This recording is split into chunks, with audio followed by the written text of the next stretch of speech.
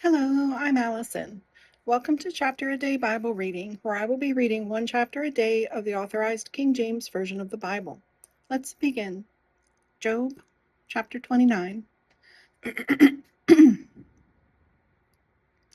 Moreover, Job continued his parable and said, "Oh, that I were as in months past, as in the days when God preserved me, when his candle shined upon my head, and when by his light I walked through darkness.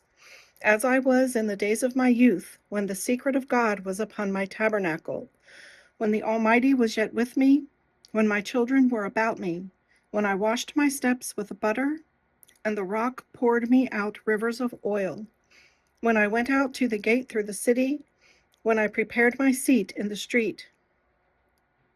The young men saw me and hid themselves, and the aged arose and stood up. The princes refrained talking and laid their hand on their mouth. The nobles held their peace, and their tongue cleaved to the roof of their mouth. When the ear heard me, then it blessed me, and when the eye saw me, it gave witness to me, because I delivered the poor that cried, and the fatherless, and him that had none to help him. The blessing of him that was ready to perish came upon me, and I caused the widow's heart to sing for joy. I put on righteousness, and it clothed me. My judgment was as a robe and a diadem.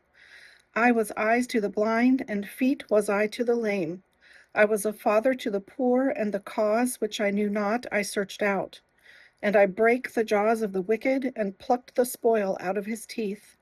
Then I said, I shall die in my nest, and I shall multiply my days as the sand.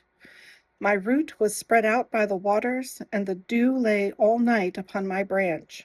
My glory was fresh in me, and my bow was renewed in my hand. Unto me men gave ear, and waited, and kept silence at my counsel. After my words they spake not again, and my speech dropped upon them.